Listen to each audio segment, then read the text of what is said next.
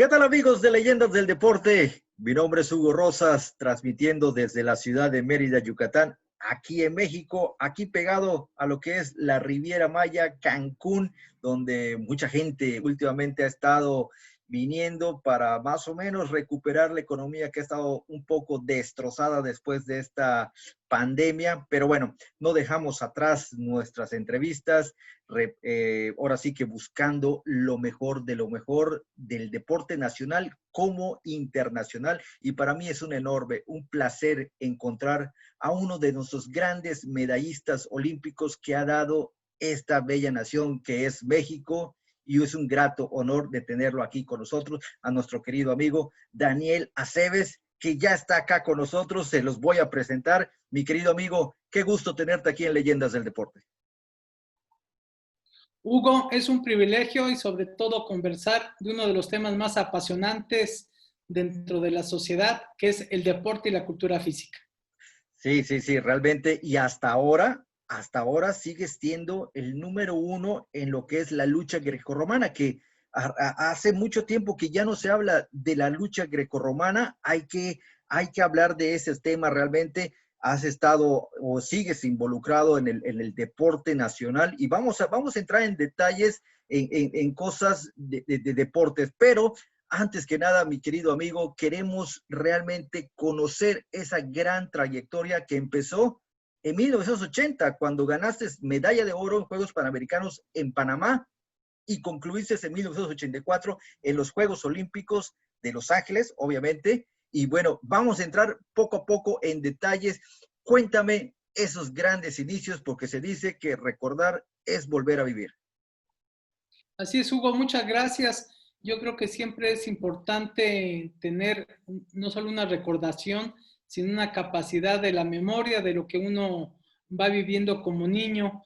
Y yo soy hijo de quien fuera luchador profesional, que Bobby Bonales. participara, Bobby Bonales, que Claro, participara en la década de los años 30, 40, así está. 50 y 60 del siglo pasado, y que al fin y al cabo va impregnando a través de las vivencias familiares, pues no solo la disciplina, la constancia, la perseverancia que tenía mi papá como luchador profesional, sino también la ejemplaridad de dedicarse a una disciplina que hoy por hoy sigue siendo poco valorada, pero que al fin y al cabo es parte de la cultura mexicana. Entonces, como niño, junto con mi hermano Roberto, siempre tuvimos el sueño de ser luchadores. No conocíamos la lucha olímpica, pero sí la lucha profesional a través de esa propia fantasía, y muchos dicen que la lucha libre es espectáculo deportivo. Sin duda alguna es algo que ha impregnado a la sociedad desde hace muchas décadas, y es uno de los espectáculos deportivos más preferidos por la sociedad en nuestro país, y que se ha ido trascendiendo no solo en Norteamérica, también sino en Centro y Sudamérica, en partes de Europa, en donde la lucha mexicana siempre ha refrendado su calidad y sobre todo su presencia. Y como niño, Hugo, pues tuvimos la vivencia de acompañar a mi papá, siendo ya muy niños, y él ya en su etapa un tanto final como luchador profesional, pero pues nos contagió sobre todo esa cultura del esfuerzo, que es parte de lo que se va vivenciando con los luchadores profesionales. Y hoy por hoy, cuando recordamos al paso de ya varias décadas todas estas vivencias, pues sigue haciéndonos sentir muy orgullosos haber sido parte de ese legado luchístico de mi papá. Yo inicié a la edad de los 11 años. Yo ya había tenido un problema de salud, tuve hepatitis a los 7, Oh, es decir, tuve una problemática importante porque subí mucho de peso, y llegué a practicar la lucha olímpica como un niño muy gordito, un niño sin características físico-atléticas. Y uno de los principales estímulos, Hugo, que tuve al practicar el deporte ya de manera disciplinada, constante, fue el que empecé a bajar de peso, el que empezó a elevarse la autoestima de tu servidor, pero sobre todo gracias. el de aprender de que todos los que practicaban esta disciplina tenían que hacer ejercicio con pesas, los ponían a jugar fútbol, básquetbol, natación, gimnasia y técnica de lucha.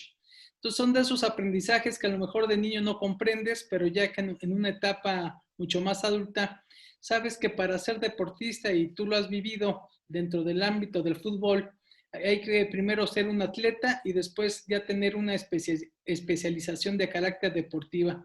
Durante 14 años pude participar en eventos de la lucha, tuve 545 combates de carácter oficial y es una serie de experiencias que se fueron dando a partir del año de 1977-78, cuando inicié la práctica del deporte.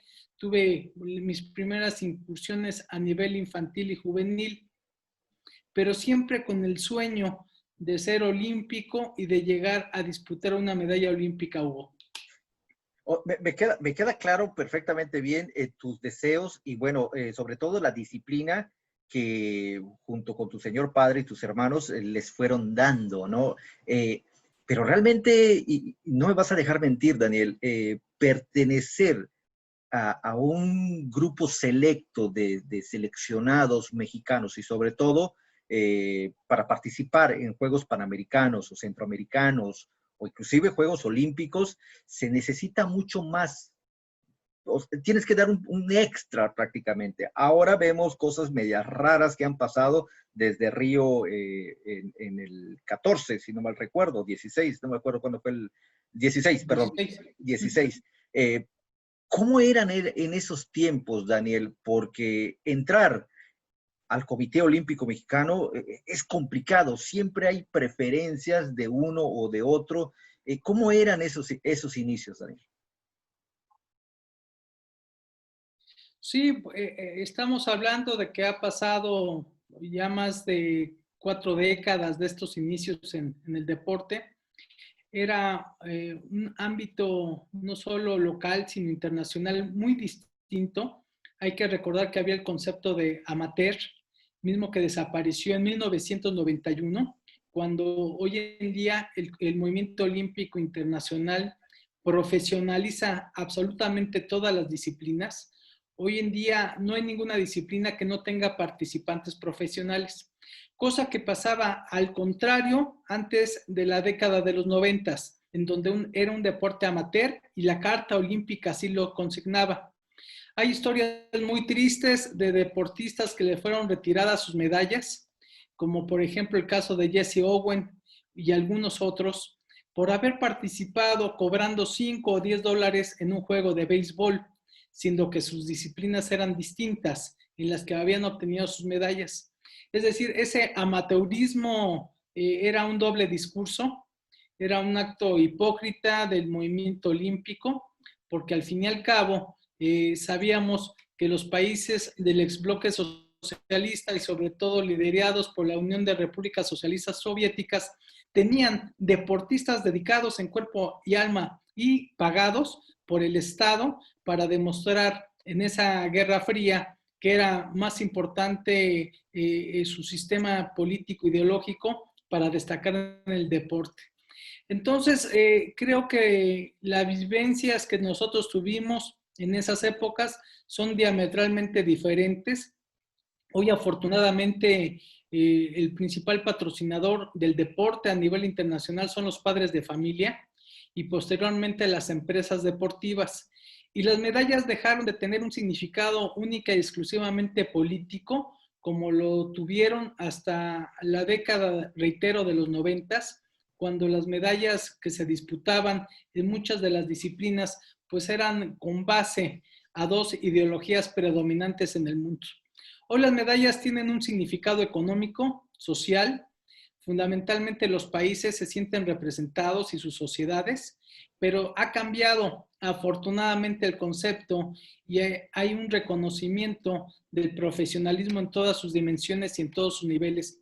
Hugo, tú recordarás que para Barcelona 1992 se presentó el Dream Team, el equipo norteamericano de básquetbol, con las grandes estrellas para ganar la medalla de oro.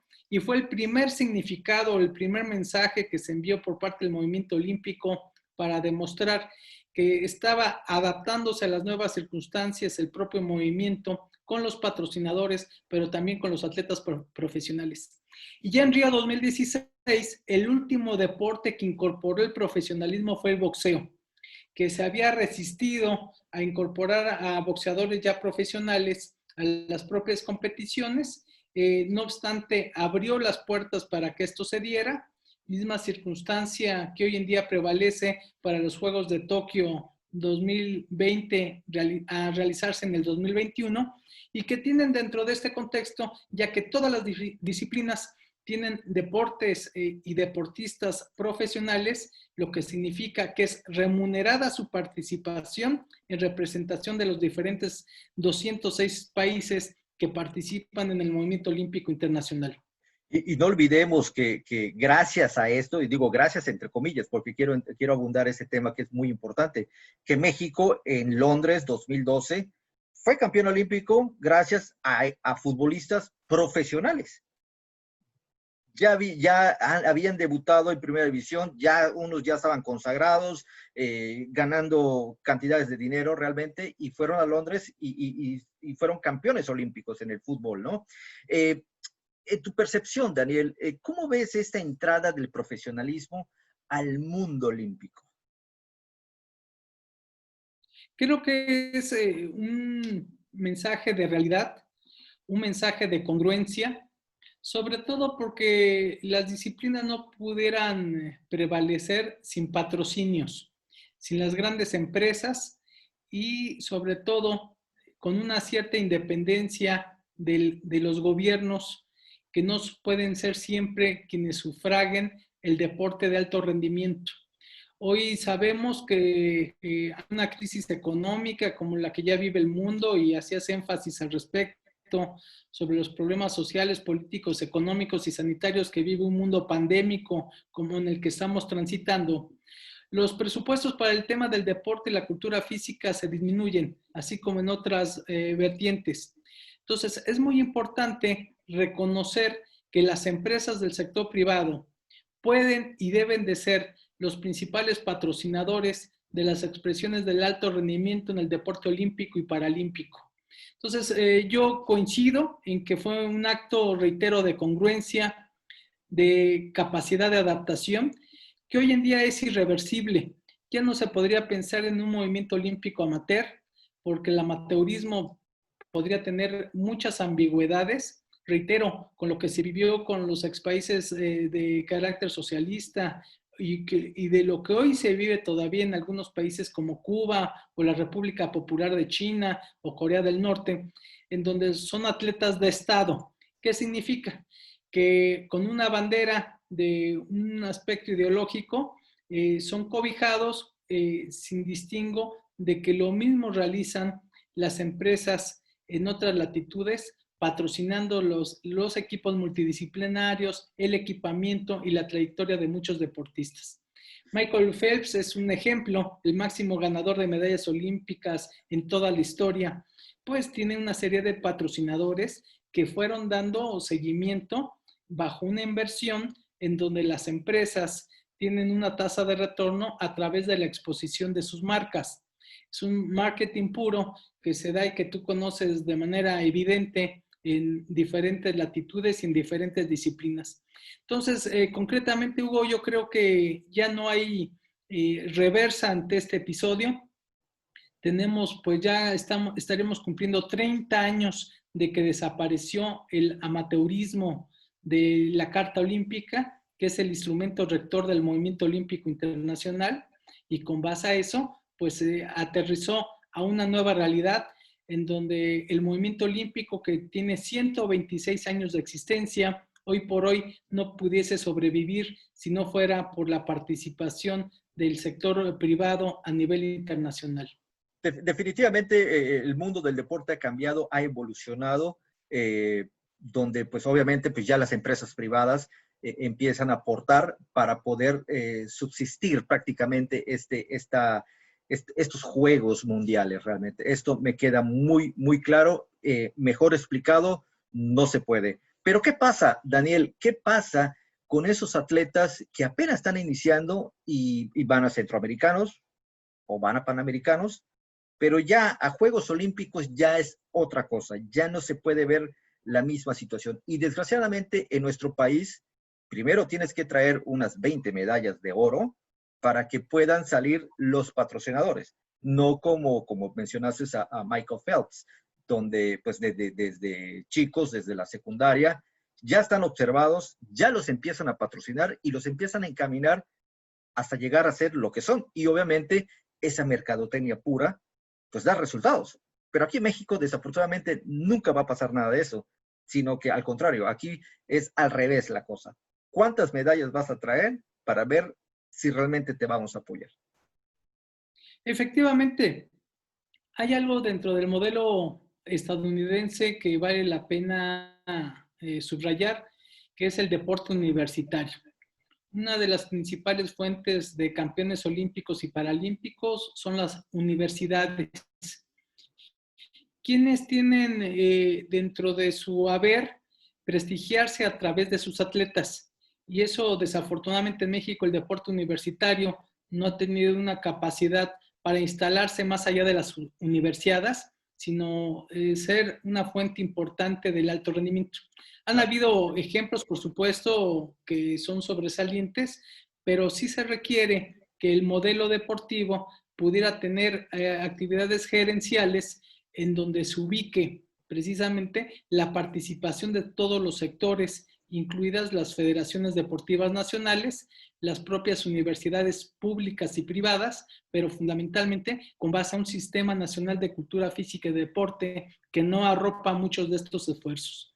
Entonces, creo que hay ejemplos internacionales, los que vivió evidentemente para Barcelona 1992 España. Hay que recordar, por ejemplo, en México tuvo 2 medallas olímpicas España, en México 68, México ganó 9. Y para Barcelona 92, España ganó 27 preseas olímpicas. Y se ha mantenido en promedio, a partir de haber sido sede de sus Juegos Olímpicos, en 20, 24 medallas. Es decir, aprovechó el esquema de ser local en unos Juegos Olímpicos para potenciar la organización a través de la iniciativa privada y también de sus municipalidades y de su gobierno nacional. Entonces, hay ejemplos importantes que yo creo que sería trascendental considerar para el modelo mexicano. Desgraciadamente ha prevalecido en los últimos años una separación entre lo que es el movimiento olímpico mexicano y la CONADE, la Convención Nacional de Cultura Física y Deporte, divorciando no solo conceptos, sino también programas, sin un plan nacional de deporte y cultura física, sin que haya una orientación no solo para el alto rendimiento, para el deporte olímpico y paralímpico, sino también, hoy lo sabemos, con la decisión de haber desaparecido el Fondo para el Deporte de Alto Rendimiento, FODEPAR, que deja pues con una grave preocupación al deporte para los Juegos Olímpicos y Paralímpicos de Tokio. Entonces, Hugo, yo creo que son varias consideraciones, por eso es importante visibilizar este tipo de temas, sobre todo porque yo creo que existen ideas que no confunden lo deseable con lo posible, sino que se adaptan a la propia idiosincrasia de México y que podría tropicalizar algunos conceptos. Yo nada más te doy como elemento de prueba que en España y en Brasil han distribuido sus deportes, los 10 deportes más importantes, con sus empresas transnacionales más trascendentales. Por ejemplo, al equipo de Santos de Brasil, para los Juegos Olímpicos de Río, le otorgaron el básquetbol. En España, algunas empresas transnacionales les otorgaron la responsabilidad de algunas disciplinas para que ellos los pudieran desarrollar y financiar con base a equipos técnicos y multidisciplinarios. Esa es una muestra clara de no solo la incorporación del sector privado, sino del otorgamiento de responsabilidades concretas, medibles, en donde las empresas buscaban la transparencia en la aplicación de sus recursos, pero también la eficacia y la eficiencia al momento de ganar medallas. Y aquí en México, Daniel, hablamos de España y hablamos de Brasil, pero aquí en México, ¿quién patrocina a nuestros atletas últimamente?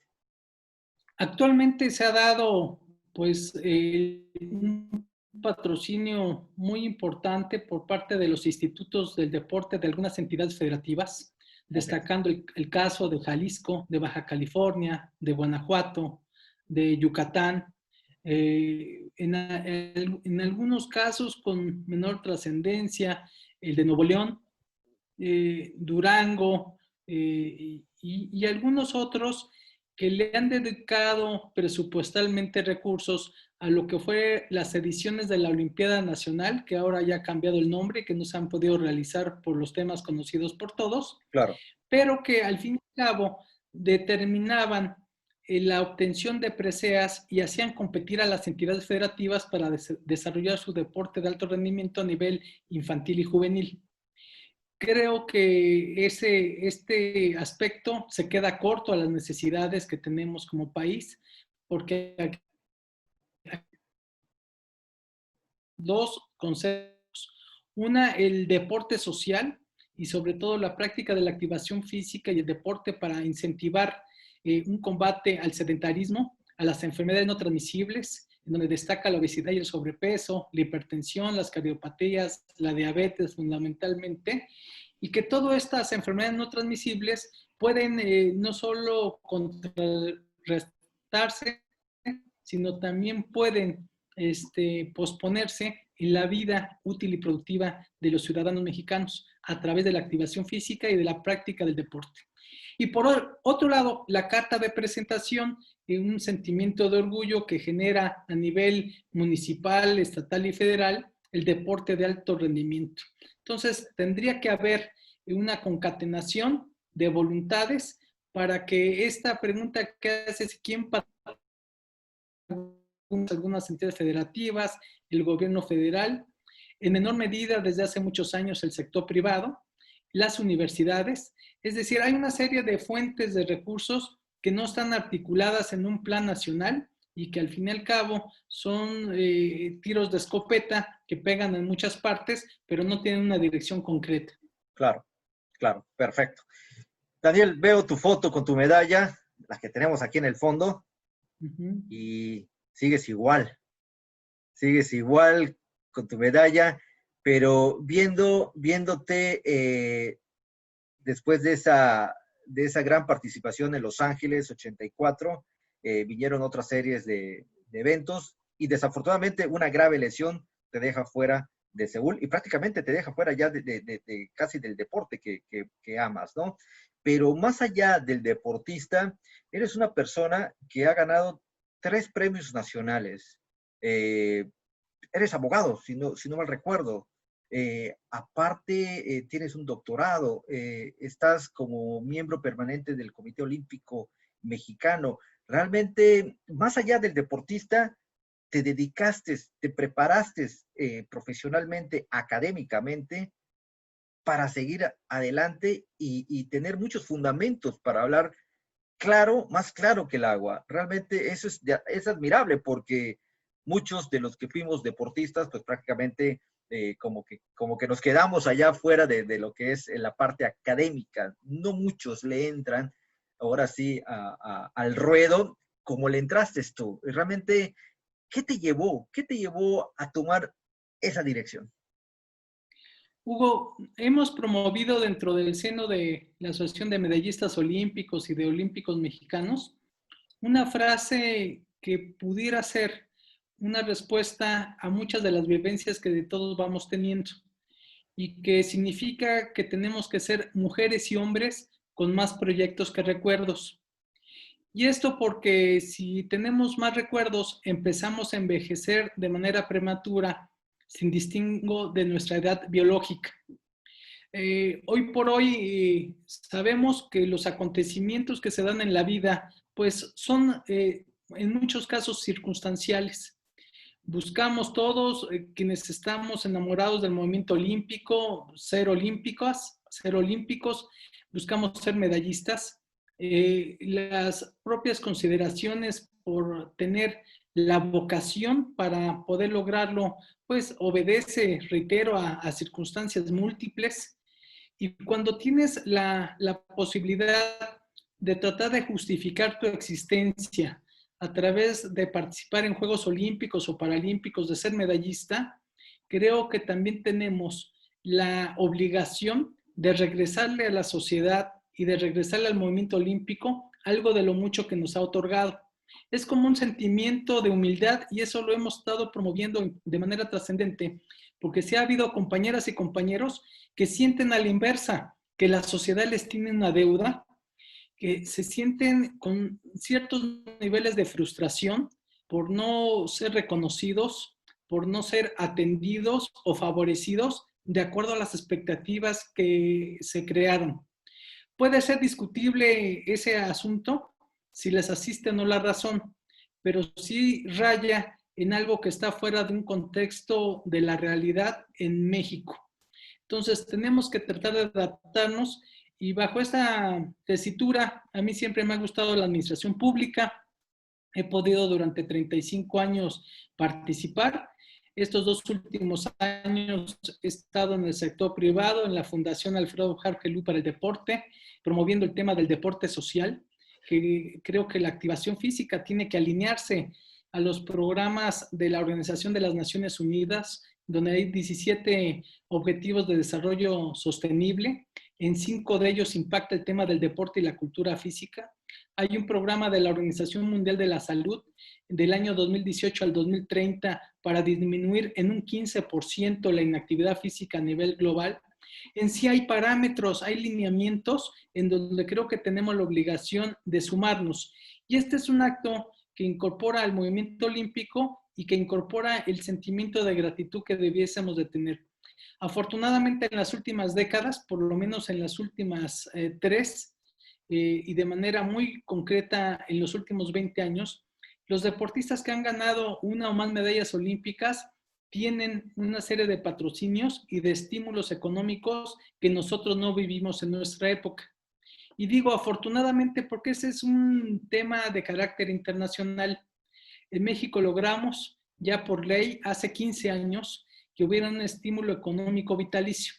Cuando hablabas ese rato de la medalla de oro de México en fútbol en Londres 2012, 18 de esos futbolistas hoy en día tienen acceso a ese estímulo económico que aunque lo necesiten o no económicamente, ellos son beneficiarios por haber subido al podio y obtenido para beneplácito de todos nosotros el mejor resultado internacional que ha tenido el fútbol mexicano en toda la historia. Entonces, creo que son muchos de los aspectos. Yo he estado muy interesado en que el tema de las y los medallistas olímpicos en nuestro país tenga un servicio de carácter social, es decir, que nos volquemos a la sociedad para poder servirle, no para buscar privilegios, y creo que si fuera en caso contrario, no tendría ningún sentido asociarnos o vincularnos a una organización que es parte del movimiento olímpico mexicano. Te felicito, realmente te felicito por esa gran labor que encabezas y realmente ojalá que haya gente que se contagie con ese espíritu que tienes y poder cambiar esa mentalidad como mexicanos que somos, de unirse más al deporte, cual sea que quieran obtener, pero que se unan y tratar de que tengamos más atletas. Hablaba con gente de Uruguay, un país de 3 millones de habitantes nada más, y son exportadores de futbolistas en el mundo. Juegan en los clubes top de Europa. Siempre están allá. ¿Cómo no poder en México, un país de más de 150 millones de habitantes, que no salga más Daniel Aceves, Guevara, Paola Longoria, bueno, en fin, muchos boxeadores que pues han salido muchísimos. Necesitamos más atletas porque es la base de muchas cosas. Bueno, tú eres una persona exitosa gracias a que fuiste primero atleta y después te convertiste en lo que eres actualmente.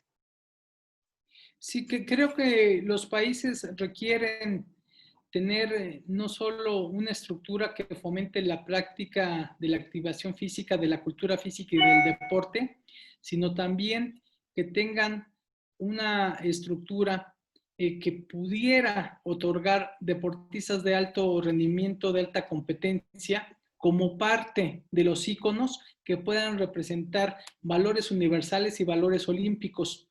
En alguna ocasión en un foro internacional me decían, ¿para qué sirve que los países tengan medallistas olímpicos?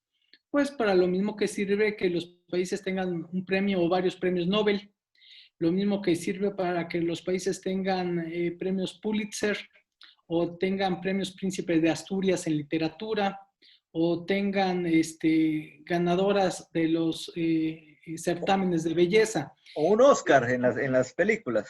Exactamente, premios cinematográficos, etcétera. Para lo mismo, se busca que haya íconos que puedan ser trascendentales en una cultura de la resiliencia, en una cultura del esfuerzo y sobre todo en la ejemplaridad que puedan otorgar desde diversos ángulos. Entonces necesitamos deportistas, científicos, artistas, literatos, necesitamos cinematógrafos, etcétera. Necesitamos que en todos los ámbitos del quehacer humano y sobre todo en aquellos que más nos puedan representar, tengamos casos de éxito. Entonces, por eso hay que invertirle a la ciencia, a la cultura, al deporte. Tenemos que invertir a todo este tipo de expresiones en donde busquemos que las nuevas generaciones se vean reflejadas, porque al fin y al cabo todas van a tener una historia de esfuerzo, de perseverancia, de constancia, no de santidad, porque eso sería hablar de moral y eso siempre está ajeno a nuestro discurso, Claro. sino simple y llanamente hablar de un planteamiento, de una cultura del esfuerzo que se traduzca en resultados positivos para una persona, para una familia, para una sociedad y para un país. Entonces, sí creo que es muy importante el que países como el nuestro vuelvan la mirada a través de una inversión en capital humano en el tema del deporte y la cultura física. Estamos viviendo un tiempo muy complejo y una de las políticas públicas que queremos y seguimos tratando de impulsar es el blindaje a los recursos económicos presupuestales para este tema en los 3 niveles de gobierno. Porque sobre todo, Hugo, lo primero que se va desechando con estas circunstancias que vivimos son temas de cultura, de ciencia, de deporte. Ya lo vimos hoy con la desaparición de 109 fideicomisos públicos, pero lo que requerimos es aclimatarnos a una circunstancia, en el caso de México, de un nuevo régimen, pero que a través del convencimiento, a través de la gestión siempre respetuosa e institucional, hubiera la posibilidad para reconsiderar este tipo de capítulos y que estos vayan encaminados en beneficio de una población que hoy por hoy tiene índices de mortalidad muy elevados con base al COVID-19 y la razón es simple. Tenemos 13 millones de habitantes de los 129 que oficialmente constituimos hoy México con diabetes. Tenemos decenas de millones, casi 72 millones con problemas de obesidad y sobrepeso. Y tenemos problemáticas muy importantes como primer causa de mortalidad, las enfermedades cardíacas, de hipertensión y diversos tipos de cánceres, muchos de ellos generados por la inactividad física y por los malos hábitos que tenemos de alimentación. Desafortunadamente has dicho una realidad. Realmente eso es lo que pasa y por eso necesitamos, pues ahora sí como que abrir nuestros horizontes, pegarnos un poquito más a lo que es el deporte, que aunque antes de la pandemia se estaba haciendo grandes proyectos a nivel estatales en diferentes partes. Bueno, aquí en Yucatán semanalmente hay algo, o carreras, o ciclismo, boxeo, se ve y la gente se está comprometiendo. Desafortunadamente llegó esta pues maldita pandemia desde el año pasado que nos está afectando demasiado y bueno, todo se ha venido ahora sí que eh, a la basura prácticamente, pero podemos, como es deporte, podemos seguir estas costumbres, estas buenas costumbres desde casa y poder hacer muchas cosas más para beneficio del deporte. Daniel, hablar del deporte, cualquiera que sea, siempre hay un árbitro, un referee o como lo quieran llamar. Realmente a Ujú. veces ahora sí que vamos a hablar como deportistas, tú en tu área de la lucha grecorromana, yo en mi disciplina que fue el fútbol, y checando ahora sí que tus datos, prácticamente donde yo radiqué muchísimos años, casi 25 años, que fue en la ciudad de Los Ángeles, California, donde me hice futbolista profesional, también tú ganaste medalla, también estuviste en Colorado Springs, nada más que yo viví en Denver, donde estuve participando con el equipo del Colorado Rapids allá en la MLS y también obtuviste medalla. Prácticamente en esas ciudades de los Estados Unidos donde has estado, he podido también estar. Y bueno, referees. A veces te preparas para algo, eh, para un evento deportivo, pero todos cometemos errores. Pero hay de error a error. Una cosa es que lo hagas con dolo y una cosa es que ya realmente se te fue. No lo viste. Desgraciadamente así es. Pero uno a veces sale perjudicado. En cuestión de México, ha salido perjudicado en algunos partidos de mundiales, como pasó contra Holanda, que pitaron penalti cuando México estaba casi ganando y por ese penalti México lo quedó fuera. Y así ha pasado en Corea, en el Mundial de Corea-Japón, donde le hicieron una tremenda, o sea, eso fue algo de lo más absurdo que ha sucedido en el mundo, en el Mundial del fútbol. En frente contra Italia y contra España, siempre favoreciendo a los locales, que eran los coreanos. La FIFA como que pues ha metido mano y eso pues, se ve a leguas. A ti te pasó algo similar en Los Ángeles 84. Perdón por mi ignorancia, pero tengo entendido que la lucha grecorromana pones a tu contrincante de espaldas y ya son puntos. Y prácticamente ya eras ganador. Y tú pusiste 2 veces al japonés de espaldas. Y desafortunadamente o el árbitro no quería dártelo, o hay instrucciones de arriba, pero a veces el deporte es injusto a veces, ¿no?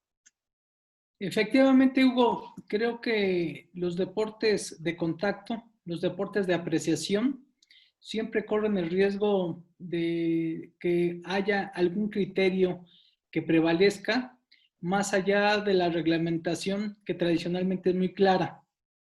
Una de las lecciones importantes del deporte es de que hay reglas, que quienes participan las conocen, las atienden, las respetan y las acatan. Entonces, yo creo que ese es un factor educativo del deporte y la cultura física, y sobre todo cuando hay el tema de niñas, niños, de jóvenes, saben que hay reglas y ese es algo que tiene que acompañarte durante toda tu vida. Claro. Y en este contexto, la final de los Juegos Olímpicos de Los Ángeles 84 fue contra Atsushi Miyahara de Japón. Era el campeón mundial. Yo ya le había derrotado 3 meses antes en un abierto de los Estados Unidos.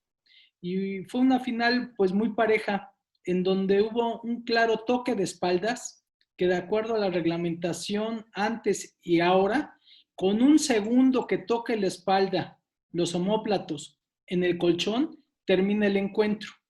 Y cuando esto no se da, se cuantifican los puntos que hubiera realizado durante el combate. Fueron alrededor casi de 15 segundos de toque de espalda. Uf. El árbitro francés disimuló no verlo, no se puso a ras de piso para marcarlo y al paso del tiempo, pues tú vas conociendo las propias preferencias que tuvieron con las potencias deportivas, porque adicionalmente, pues me tocó ser el primer latinoamericano y el primer hispanoparlante en ganar una medalla en Juegos Olímpicos en Que hasta lucha ahora está greco. permanente, ¿eh? Ya después ya ganaron algunos cubanos y también ya Puerto Rico y algunos hispanoparlantes medallas olímpicas. Fue hasta Barcelona 92 en donde Cuba ya ganó alguna medalla de bronce, pero en su momento me tocó ser pionero en esa experiencia. Entonces, esto lo saco a colación porque entiendo que el favoritismo era para las potencias, aquellos países que tradicionalmente obtienen preseas, que tienen organizaciones en donde vinculan una relación pública importante con los jueces, con los dirigentes deportivos, y dentro de este capítulo, el árbitro no quiso marcar el toque de espalda, pero peor a esto, Hugo, la vivencia que tuve cuando se da el final del encuentro, estaba Mario Vázquez Raña testificándolo, y acudí a él junto con el presidente de la Federación de Lucha para pedirles que protestaran el encuentro y se revisara la grabación. Y Mario Vázquez me dijo que no, que ni se esperaba esa medalla, que era de plata, que estaba bien, que no dijera nada. Entonces, se tenían que haber depositado $500 para hacer la protesta. Ya árbitros diferentes a los que estaban en el colchón tenían que haber revisado el video y determinar si era procedente el cambio de decisión, y si no era procedente se perdían los $500. Así operaba en ese entonces el reglamento de la lucha. Pero ellos no quisieron generar la protesta. Era una medalla no cuantificada por la delegación. En la lucha yo sí estaba rankeado entre los 6 primeros, ya había sido yo medallista centroamericano, panamericano, campeón mundial juvenil. Yo sabía que tenía posibilidades. Seguro no existe nada en la vida, absolutamente nada, pero había posibilidades.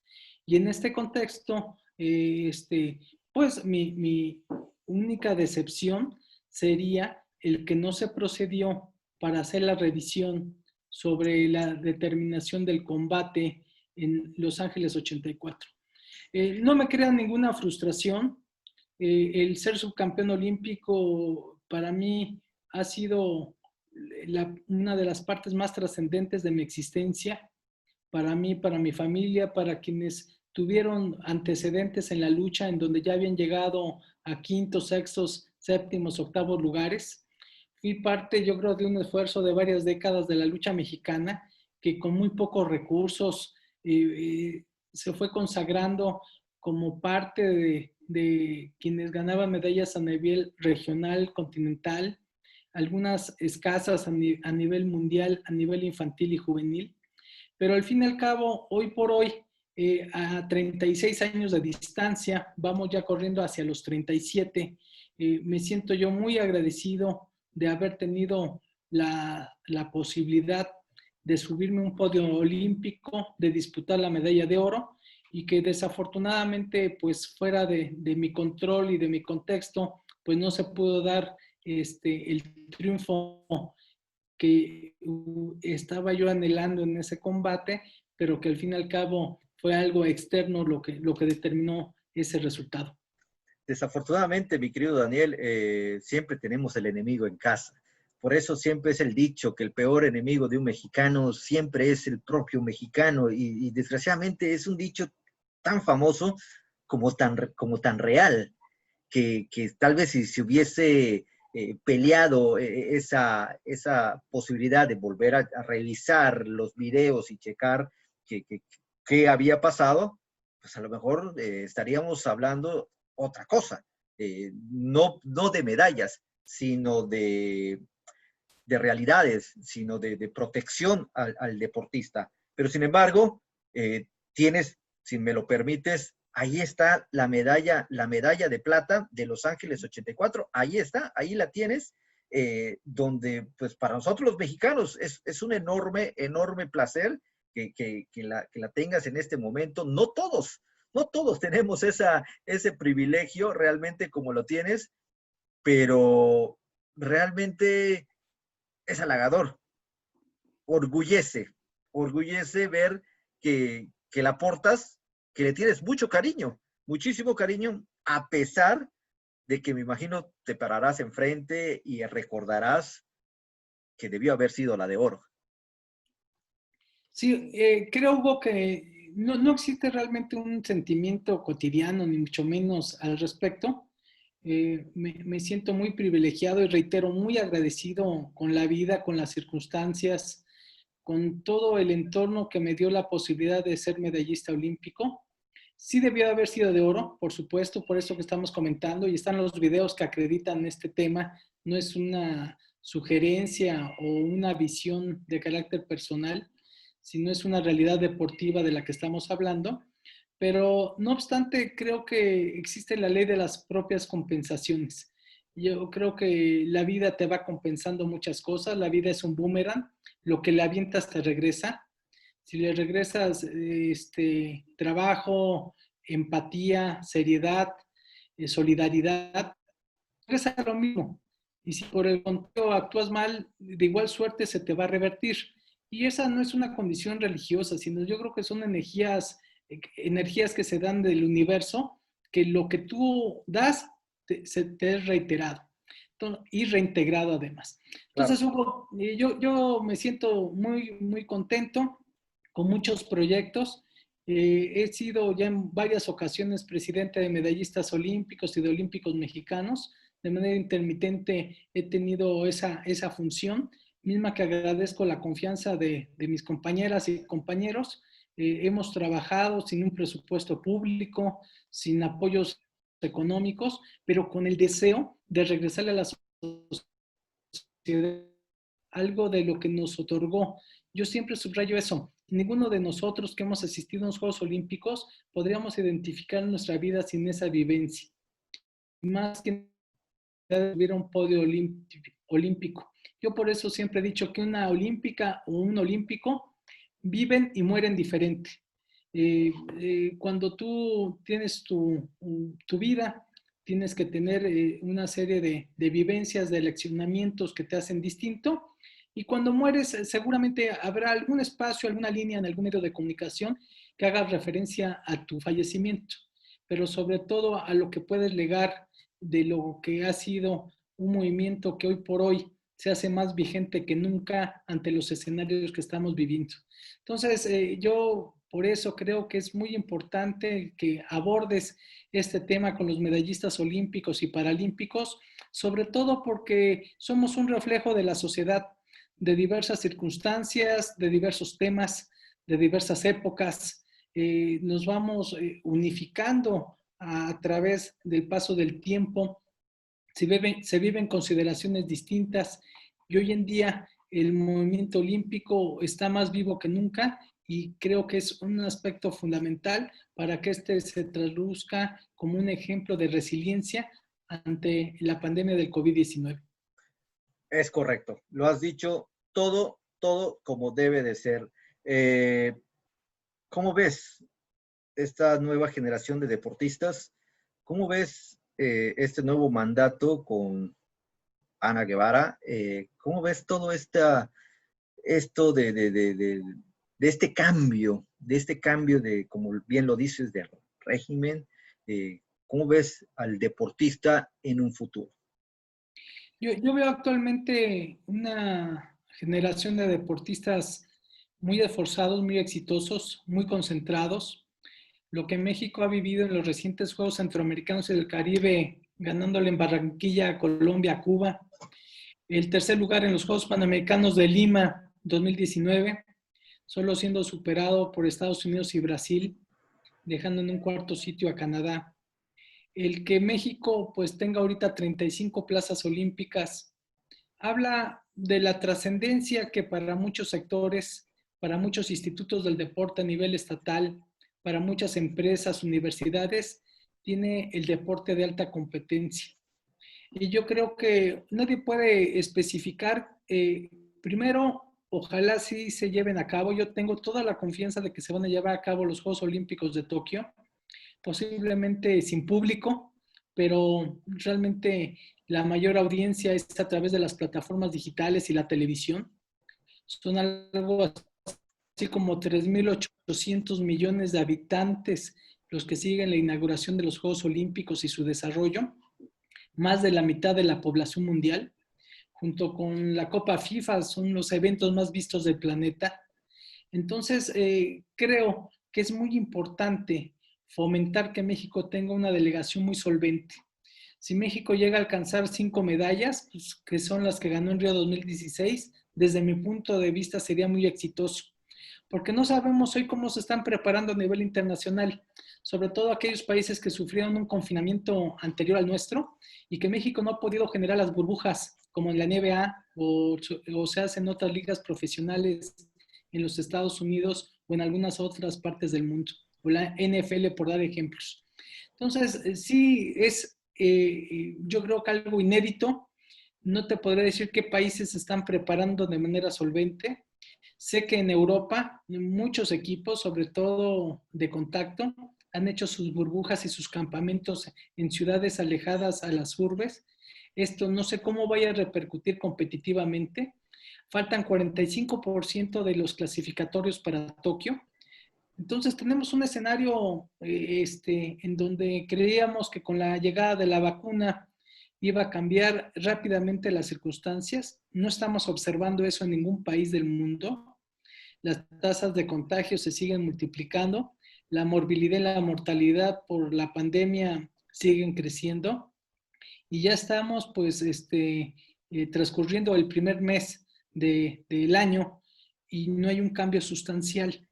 Esperemos que en los próximos 100 días, faltan menos de 200 para los Juegos Olímpicos, pueda haber estos cambios. Ya en estos días el comité organizador de Tokio decía que no va a ser requisito la vacuna para participar en los Juegos o la gente que asista. Yo tengo pues un privilegio de ser nominado para portar la antorcha olímpica el día 18 de mayo a las 9 de la mañana en Hiroshima, en Japón. Ojalá esto se dé. El inicio del recorrido comenzaría el 26 de marzo. Son 100 días en donde la antorcha va a recorrer 540 municipios en Japón. Entonces, hay una serie de vertientes, Hugo, que sin duda alguna estarán vigentes, presentes, pero no creo que alguien tenga una bola de cristal y pudiera hoy determinar qué va a suceder. Estamos ante un festival de la incertidumbre y bajo ese contexto tenemos que tener una gran capacidad de adaptación. Definitivamente de acuerdo contigo y como bien dices, ¿no? Va a ser unos Juegos Olímpicos muy atípicos, muy, muy raros, porque pues a final de cuentas es una fiesta, aunque las plataformas digitales, aunque los medios televisivos lo hagan llegar en exclusiva a los hogares, no deja de ser una fiesta y sobre todo lo que deja a nivel económico en esos países, ¿no? Desgraciadamente, pues llegó esta pandemia, no vemos hasta cuándo, como bien dices, a pesar de que la vacuna ha sido encontrada, bien lo dices, cada vez los niveles de contagio van en aumento, van en aumento, van en aumento, y no sabemos qué pueda pasar, pero ojalá que pase ya, porque nos está, ahora sí que cotidianamente nos está afectando en todos los aspectos, en todo lo que uno pueda llevar. Y bueno, felicitarte porque como mexicano, ir a portar la antorcha para que vayas a prender el fuego olímpico allá en Hiroshima. Bueno, es un país, es una ciudad también con mucha historia, ¿no? No olvidemos la guerra mundial, la bomba atómica, y bueno, en fin, un sinfín de cosas. Ojalá que te vaya muy bien, que te vaya muy bien, que sigas poniendo el nombre de México en alto, es un orgullo. Mi querido Daniel, ¿qué pasa? ¿Qué pasa con la lucha grecorromana? No hemos vuelto a ver, ahora sí que medallistas, ya sea centroamericanos, panamericanos, menos Juegos Olímpicos.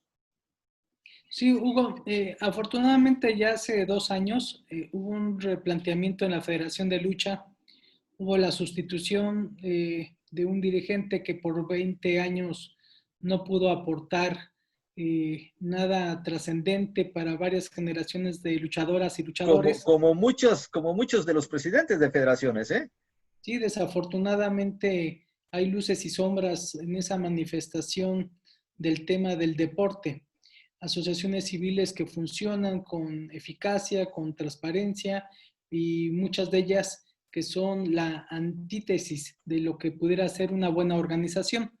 Pero en el caso de la lucha, Guillermo Díaz, que es olímpico mexicano de Barcelona 96, ha tomado las riendas ya ha clasificado a una mujer por primera ocasión en la historia, allá en Valencia, Excelente. y también clasificó ya a otro deportista, mismo que ha tenido un problema de carácter legal, pero la plaza será para México, entonces seguramente en los próximos tiempos habrá un proceso de elección para ver quién nos representa. Y también faltan dos procesos clasificatorios, es decir, ya hay dos, una luchadora y un luchador clasificados para Tokio. Aquí es importante señalar la presencia de la mujer desde Sydney 2000. México no había podido clasificar a los Juegos Olímpicos, ha tenido medallistas centroamericanas y panamericanas.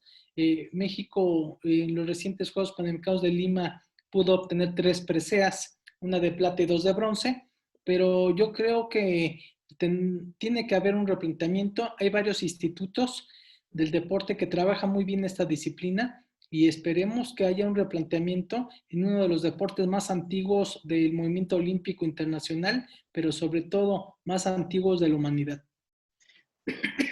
Bueno, pues esperemos de que ya en Tokio haya un repunte en esto, porque como bien lo hiciste en Los Ángeles 84, como bien lo hizo Raúl González y Ernesto Canto también en el 84, en la caminata, necesitamos volver otra vez a que nuestros atletas nos regalen esa felicidad de medalla, porque como país bien lo sabes, hemos pasado por un sinfín de cosas.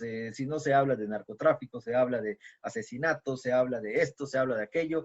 Necesitamos ya paz, paz. Y la única paz nos la dan ustedes que son esos atletas que portan lo que tienes a tu lado derecho, esa bandera que la llevan con orgullo y ponen el nombre de México en alto, independientemente de que sea una de oro, una de plata, una de bronce, independientemente de eso, siempre es satisfactorio, halagador, enorgullece ver a un atleta paisano competir en cualquier competencia internacional y bueno, necesitamos más de ustedes, Daniel. Por eso quiero darte las gracias por haber puesto el nombre de México muy en alto y sobre todo esa serenidad, esa educación que tus padres te dieron de ser una persona tranquila y no hacer mucho aspavientos, ¿no? Lo que es y lo que se dio y ni modos, ¿no? Lo demás, eso ya es para el mundo, que el mundo juzgue